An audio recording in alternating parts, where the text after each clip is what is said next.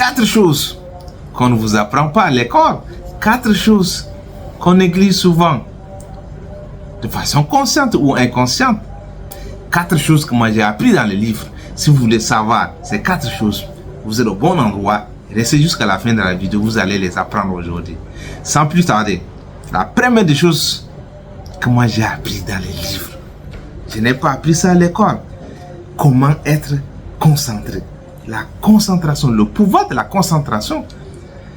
On confond souvent être occupé et travailler, c'est pas la même chose. En tout cas, tout le monde est occupé. Même celui qui bavarde, il est occupé par une chose. Donc, il faut être présent dans tout ce qu'on fait. Débarrassez-vous de tout ce qui est distraction, tout ce qui est gadget. Surtout, aujourd'hui, on peut pointer. Franchement, les réseaux sociaux, le gadget, votre téléphone, pas que les réseaux sociaux, des appels par-ci, par-là. Quand vous êtes en train de travailler, quelqu'un peut vous appeler pour quelque chose qui s'est passé il y a une semaine. Vous voyez? Ou quelqu'un peut vous appeler pour quelque chose que vous pouvez régler en 1 minute ou en 2 minutes. Mais le fait juste de déconnecter votre regard de ce que vous êtes en train de faire, pour pouvoir retrouver la même concentration, il vous faut peut-être au minimum 15 minutes en fait. D'autres, ça peut aller jusqu'à 30 minutes. Mais certaines personnes, peut-être vont perdre le fil d'idée et c'est fini. Il va rester sur ça, sur cette distraction, jusqu'à la fin de la journée. Et il dit qu'il a travaillé. Donc, débarrassez-vous de tout. Surtout votre téléphone.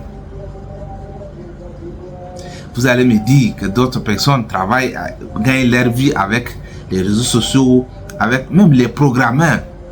J'ai lu les livres des programmeurs. Les gens qui... Leur travail même, c'est Internet. Mais ils utilisent des ordinateurs différents. Il y a des ordinateurs là où il n'y a absolument rien comme réseaux sociaux là. Il est déconnecté tout, même les mails. Non. Vous comprenez ça? Lui, il gagne sa vie avec Internet. Mais la façon dont il utilise son ordinateur, il ne se permet pas de se faire distraire. Pour votre information, je ne joue pas avec, mais je cible les week-ends. Donc, quand je décide de travailler, je peux me débarrasser de mon téléphone, je dis de 6 heures. Si je regarde les messages à 6 heures, je peux décider, non, c'est à 18 heures. Comment je vais regarder? Donc, je ne vois pas mon téléphone. Je reste jusqu'à 18 heures. Quand je termine ce que je suis en train de faire, d'ailleurs, on ne peut pas terminer ce qu'on a. Mais quand je décide de terminer ce que j'ai planifié pour toute la journée, là, je décide de regarder. Si vous m'appelez dans l'intervalle, d'ailleurs, vous n'allez pas me voir, même si le téléphone est avec moi, c'est pas facile. Parce que mon téléphone est toujours sous silencieux. Pour ceux qui regardent, ceux qui m'appellent, mon téléphone est toujours sur silencieux. Donc, je vous réponds quand je suis libre. Donc, la deuxième des choses que vous devez retenir, c'est quoi? C'est la solitude. Toutes ces choses, disons, les 4, on les évite. Alors que ces choses sont vraiment importantes. La solitude, il faut apprendre à aimer la solitude parce que c'est dans les moments de solitude que vous pouvez vraiment lire votre vie. Vous pouvez vraiment voir votre passé. Vous pouvez voir ce qui est autour de vous, ce que vous êtes en train de faire. Vous pouvez redresser les choses, redresser le chemin. C'est parce que vous êtes face à vous, personne d'autre.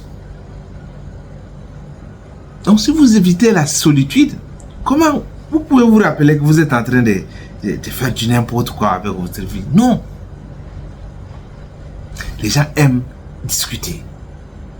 Et vous n'êtes pas bien entouré. Et vous aimez discuter avec les gens qui vont vous inculquer. Et le subconscient va accumuler des informations fausses qui vont même saboter même votre confiance. Donc aimez la solitude. De temps en temps, il faut aller voir. Voilà, qu'est-ce que je suis en train de foutre? Qu'est-ce que je dois rectifier? La troisième des choses que vous devez retenir. C'est important. C'est la maîtrise de ses sentiments. Et retenez bien ça. Apprenez à maîtriser vos sentiments.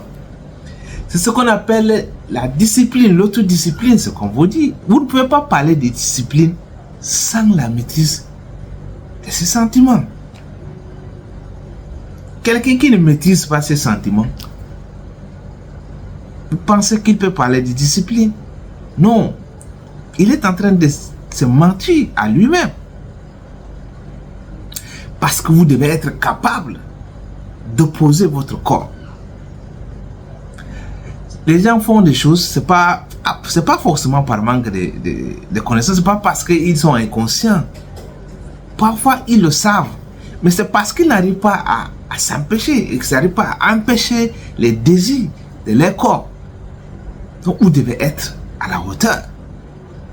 Vous devez être capable de maîtriser vos sentiments, c'est-à-dire être en bonne santé. Oui, tout le monde le sait. Je peux dire oui, tout le monde. De façon générale, ce qui est vraiment simple, on sait pour être en bonne santé, il faut faire une activité physique, ça tout le monde le sait.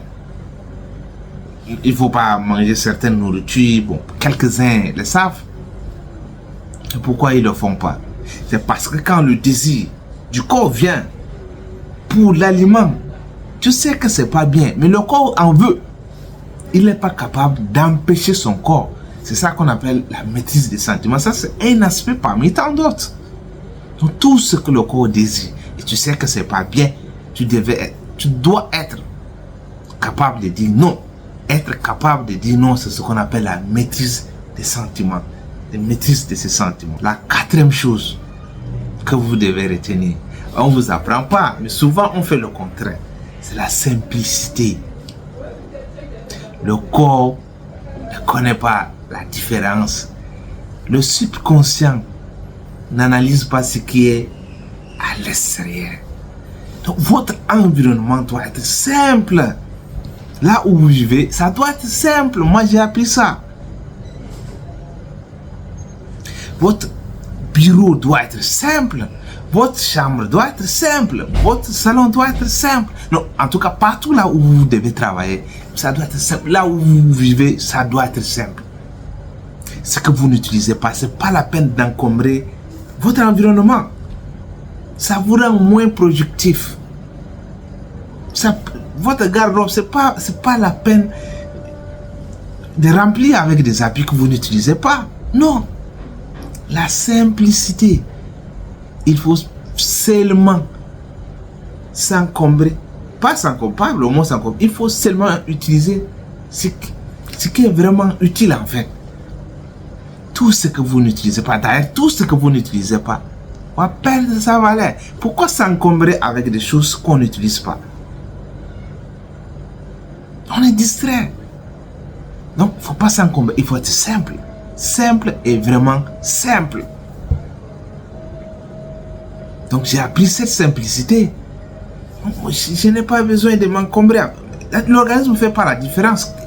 Mais, quelqu'un a dit, il n'y a pas de justice à l'extérieur de soi. Il faut être juste avec son corps. Il faut être juste avec ses cellules. Donc, si votre entourage, votre environnement est complètement encombré et sale, non, vous n'allez pas être productif. Mais on néglige ça souvent. Mais ça, c'est des secrets. C'est quoi je vous dis, c'est des secrets des gens qui font des choses exceptionnelles. Et ils restent comme ça en une journée. Ils font ce que nous on fait en une semaine. Et ils se disent 2 heures de travail dans une concentration totale par jour. Ça, c'est suffisant pour eux. C'est suffisant. Les 2 heures là, c'est l'équivalent de toute une journée pour nous, de 8 heures. Et on est fatigué plus que. Il faut apprendre le secret. Apprendre le secret auprès de ceux qui ont découvert. Surtout tôt. Donc il n'est jamais trop tard. Prenez ces 4 choses. Appliquez ces 4 choses dans vos vies. Vous allez voir les résultats.